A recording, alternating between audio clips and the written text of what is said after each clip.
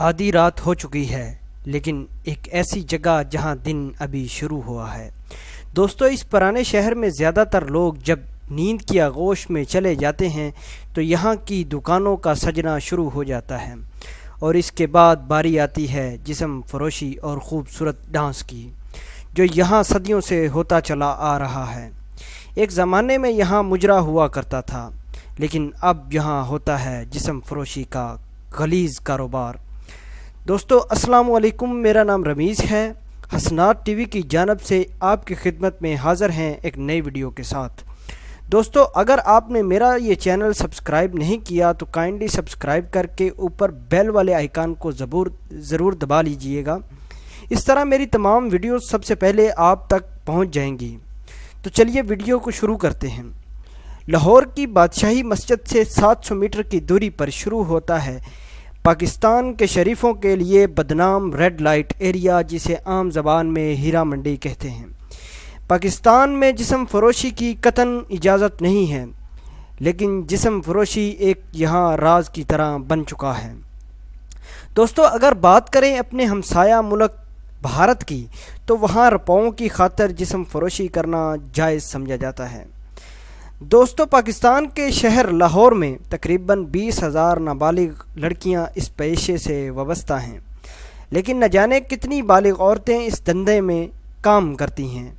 اس بات کا اندازہ لگانا میرے لیے غلط ثابت ہو سکتا ہے۔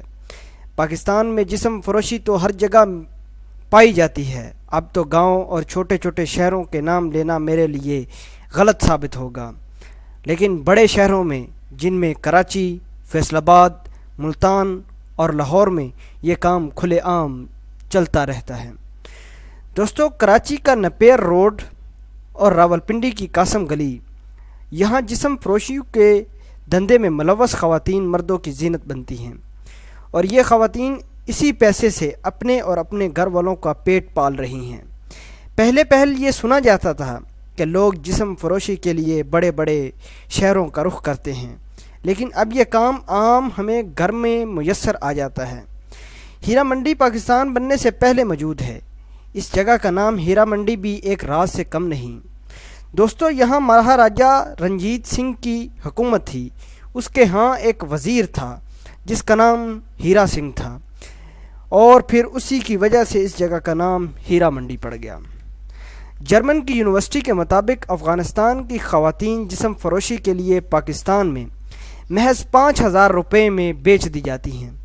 ان عورتوں کو جبراً اس کالے دھندے میں دھکیل دیا جاتا ہے، اور پھر وہ راتوں کو لوگوں کی زینت بنتی ہیں اور اپنے گھر والوں کا پیٹ پالتی ہیں۔ پاکستان اور ہندوستان کے حکمران ہر بات پر اپنے آپ کو ایک دوسرے سے بڑھ چڑھ کر بتاتے ہیں، پر سورج ڈلنے کے بعد تھکی ہوئی آنکھوں سے اٹھے مجبوری برے جسموں کی حقیقت جیسے ہی کو جھٹلانا نہیں چاہیے۔ لیکن سچ تو یہی ہے، تقسیم کے سالوں بعد بھی دونوں ملکوں کے اس حصے میں آج بھی اندھیرا قائم ہے۔ دوستو، یہ ایک ایسا اندھیرا جو کھلی آنکھوں کے بیچ نہ جانے کتنی زندگیوں کو نگل رہا ہے۔ تو چلیے دوستو، اس ویڈیو میں صرف اتنا ہی۔ لیٹسٹ اپڈیٹ اور مزید انفارمیشن کے لیے میرے چینل کو ابھی سبسکرائب کریں۔ آپ کا ایک لائک اور شیئر میرے لیے کافی ہیلپ فل ثابت ہو سکتا ہے۔ اور دوستو، اگر اس ویڈیو کے متعلق آپ کے پاس مزید انفارمیشن ہے تو آپ کمنٹ سیکشن میں لکھ سکتے ہیں۔ آپ کا بڑا شکریہ۔